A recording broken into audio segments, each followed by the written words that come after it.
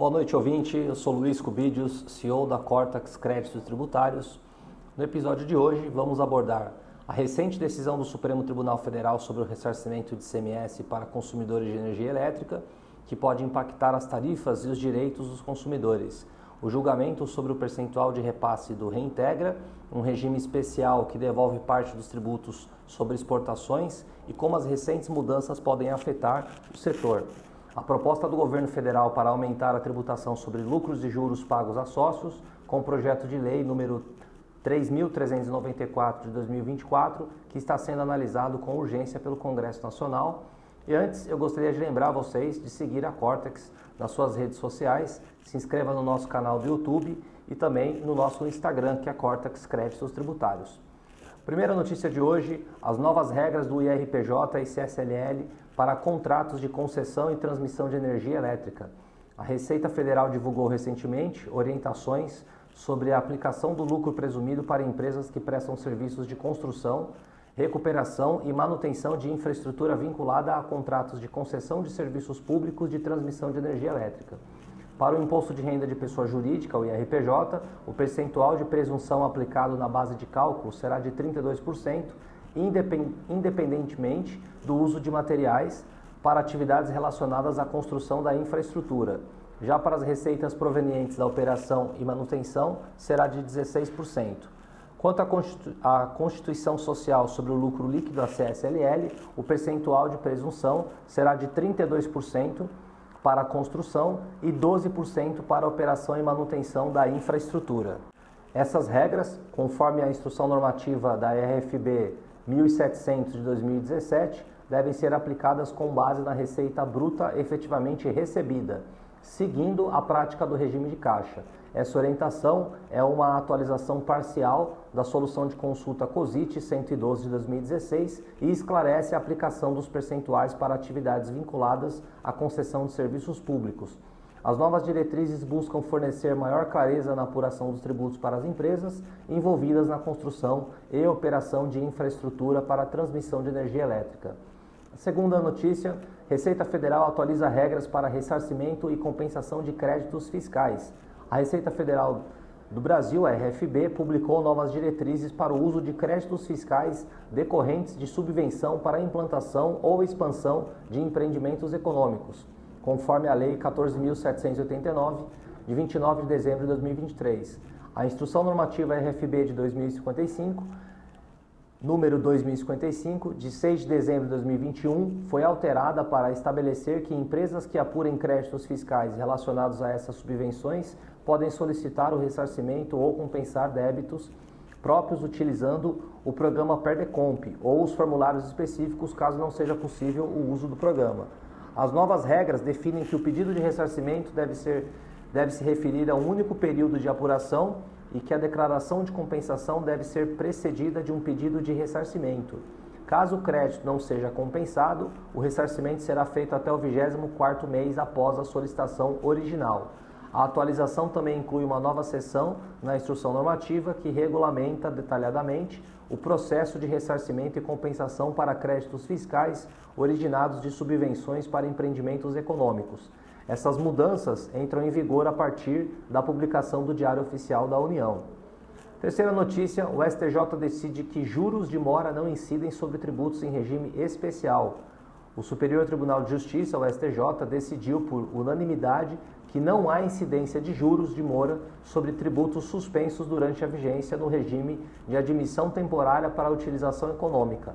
A decisão, tomada pela segunda turma do STJ, estabelece que o regulamento aduaneiro, conforme o decreto 6.759 de 2009, não prevê a cobrança de juros em tais situações. O regime de admissão temporária permite a importação de bens destinados à produção ou prestação de serviços, com tributos proporcionais ao tempo de permanência dos bens no território nacional.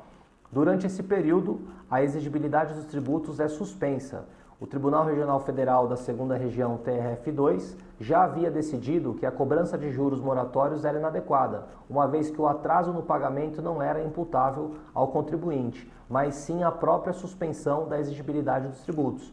A Fazenda Nacional recorreu da decisão, mas o STJ reafirmou sua jurisprudência consolidada, conforme o agravo interno 2336-898, relatado pelo ministro Herman Benjamin. O ministro destacou que, mesmo havendo previsão legal para a incidência de juros sobre tributos não pagos no prazo, a concessão do regime especial suspende essa exigibilidade, impedindo a cobrança de juros durante a vigência do regime.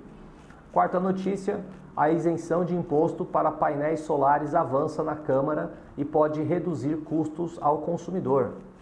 A Câmara dos Deputados está analisando o projeto de lei 1583 de 2024, que propõe isentar os painéis solares do imposto de importação.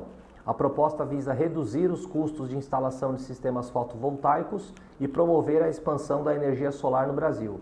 O deputado delegado Caveira, PL, do Paraná, autor do projeto, acredita que a medida será crucial para a transição energética do país, afirmando que a redução nos custos desses equipamentos beneficiará diretamente o consumidor final e impulsionará a adoção de tecnologias limpas e sustentáveis. Atualmente, o Brasil possui uma capacidade instalada de 10,3 gigawatts em energia solar e importa 99% dos seus módulos solares, principalmente da China. Em 2022, as importações brasileiras de painéis solares alcançaram 5 bilhões de dólares, evidenciando a demanda significativa por essa tecnologia. Mudanças tributárias recentes. Até o final de 2023, os painéis solares montados eram isentos do imposto de importação, o que contribuía para a redução dos custos. Contudo, desde janeiro de 2024, a alíquota de 10,8% foi reintroduzida e cotas foram estabelecidas para limitar as importações. Essa política visa estimular a produção nacional, mas elevou os preços dos sistemas fotovoltaicos, afetando consumidores e empresas. Benefícios e desafios da isenção.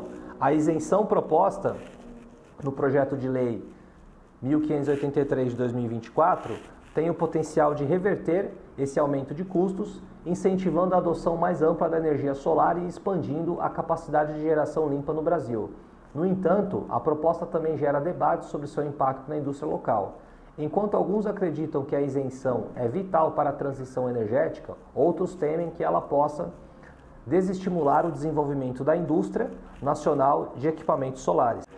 Quinta notícia, a Câmara aprova a isenção de impostos para jogos eletrônicos de uso doméstico. A Comissão de Finanças e Tributação da Câmara dos Deputados deu um passo importante para a indústria de jogos eletrônicos no Brasil ao aprovar um projeto de lei que expande os benefícios fiscais para o setor. A proposta, que agora inclui jogos eletrônicos de uso doméstico, representa uma significativa vitória para os defensores de uma tributação mais justa sobre produtos de entretenimento digital. O projeto de lei 514/11, anteriormente apresentado pelo ex-deputado Antônio Carlos Mendes, Tami, e relatado pelo deputado Kim Kataguiri, visa isentar os jogos eletrônicos voltados para o uso doméstico das alíquotas de PIS e COFINS sobre importação. A medida pretende reduzir os custos desses produtos no mercado brasileiro, tornando-os mais acessíveis aos consumidores. Além da isenção de PIS e COFINS, o projeto prevê a possibilidade de redução do Imposto sobre Produtos Industrializados, o IPI, para jogos eletrônicos, o que poderia potencialmente diminuir ainda mais os preços e estimular o crescimento da indústria de games no país. A medida visa não apenas fortalecer o mercado interno, mas também fomentar a criação de empregos e novas empresas no setor. Se aprovado em todas as etapas, o projeto pode transformar o mercado de jogos eletrônicos no Brasil, oferecendo produtos mais acessíveis e promovendo a inovação no setor. A aprovação reflete um reconhecimento crescente da importância econômica e cultural dos jogos eletrônicos, destacando o potencial do Brasil como um mercado relevante no cenário global de entretenimento digital. Nossa sexta notícia, a Receita Federal fiscaliza quase 2.000 empresas no setor de eventos por uso indevido de incentivos fiscais. A Receita Federal iniciou uma fiscalização sobre cerca de 2.000 empresas do setor de eventos que, segundo o órgão, têm utilizado o benefício fiscal do Programa Especial de Retomada do Setor de Eventos, o PERSE, de forma inadequada. O PERSE foi criado para apoiar empresas impactadas pela pandemia da Covid de 2019, mas a Receita identificou irregularidades significativas na utilização desse incentivo. Prazo para a regularização: as empresas têm até o dia 18 de novembro de 2024 para corrigir suas pendências e evitar autuações e multas.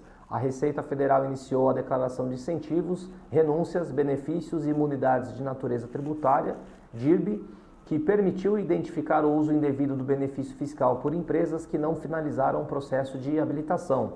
A fiscalização revelou que muitas dessas empresas tiveram seus pedidos de habilitação indeferidos, o que pode resultar em autuações e aplicações de multas. O prazo de autorregularização começou em 30 de agosto e se estenderá até a data limite, oferecendo uma última oportunidade para regularizar a situação.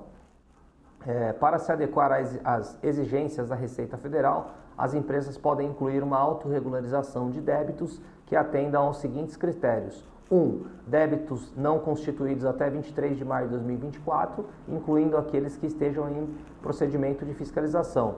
2. Débitos constituídos entre 23 de maio de 2024 e 18 de novembro de 2024. Esses débitos referem-se a tributos como PIS, PASEP, COFINS, CSLL e RPJ, com apuração entre março de 2022 e maio de 2024. As condições para o pagamento: as empresas devem pagar pelo menos 50% da dívida consolidada à vista e podem parcelar o valor restante em até 48 vezes. Além disso, é permitido utilizar créditos de prejuízo fiscal e de base de cálculo negativa da CSLL para abater até 50% do valor da dívida consolidada. O impacto do PERSE no setor de eventos foi crucial para a sobrevivência das empresas de eventos durante a pandemia. Quando o setor enfrentou uma queda drástica na receita devido à suspensão de eventos presenciais, o benefício fiscal foi criado para aliviar a carga tributária e oferecer suporte financeiro, mas o seu uso adequado é essencial para garantir que os recursos sejam utilizados conforme os critérios estabelecidos. A fiscalização rigorosa da Receita Federal demonstra o compromisso do governo em assegurar que os incentivos fiscais beneficiem apenas aqueles que realmente atendem às condições legais, protegendo os recursos públicos e promovendo a Justiça Federal. Nossa última notícia: o Supremo retoma julgamento sobre o percentual do repasse do Reintegra. O Supremo Tribunal Federal, o STF, retomou nesta quinta-feira, 5 de setembro, o julgamento das ações que questionam a variabilidade do percentual de repasse do Reintegra, o regime especial de reintegração de valores tributários. O debate ocorre no plenário físico após um pedido de destaque do ministro Luiz Fux, que transferiu o caso do plenário virtual. As ações ADI 6.055 e ADI 6.040 envolvem a Confederação Nacional da Indústria, CNI, e o Instituto Aço Brasil. A CNI alega que os sucessivos decretos reduziram o percentual de repasse do Reintegra, que pode variar de 0,1% a 3%, prejudicando os exportadores. O Instituto Aço Brasil questiona a legalidade do artigo 2º do Decreto 8.415 de 2015, que modificou os percentuais de repasse. O Reintegra, instituído pela Lei 13.043 de 2014, visa devolver parte do resíduo tributário da cadeia produtiva de bens exportados. O percentual exato de repasse é determinado pelo Executivo. O Decreto 8.415 de 2015 fixou o percentual em 3%, com percentuais progressivos de 1% e 2% nos primeiros anos. No entanto, alterações posteriores reduziram a faixa de repasse, o que, segundo as entidades, inviabilizou a aplicação do percentual máximo de 3%. O ministro Gilmar Mendes, relator do caso, rejeitou as duas ações. Mendes argumentou que o Reintegra é uma subvenção econômica e não uma imunidade tributária, o que permite ao Executivo variar os percentuais de repasse. Ele afirmou que não há ilegalidade na redução do percentual e que é uma opção política, econômica e tributária. O ministro Edson Fachin, ao analisar o caso no plenário virtual, abriu divergência. Fachin considerou que a variação dos percentuais não pode ser feita de forma discricionária pelo Executivo sem justificativas técnicas adequadas. Ele defendeu que o programa deve assegurar o ressarcimento integral dos resíduos tributários. O ministro Luiz Fux também votou em consonância com Fachin, destacando que a variação do percentual de repasse pode prejudicar a competitividade dos produtos nacionais no mercado externo. O julgamento ainda não foi concluído e a decisão final determinará as regras sobre o percentual do Reintegra. A decisão do STF será crucial para definir o impacto do programa nas exportações e na competitividade da indústria nacional. E agora chegamos no nosso encerramento, o fim de mais um episódio. Abordamos as principais notícias do mundo tributário, incluindo a decisão do STF sobre o ressarcimento de ICMS para consumidores, as possíveis mudanças no Reintegra e as novas propostas de tributação sobre lucros e juros. Se gostou do episódio, não deixe de seguir o nosso podcast e compartilhar com a sua rede. Sua opinião é muito importante para nós, então deixe seu feedback e sugestões para os próximos temas. Não se esqueça de seguir a Cortex nas suas redes sociais, compartilhe nosso podcast e visite o nosso site e o nosso canal do YouTube. Uma boa noite.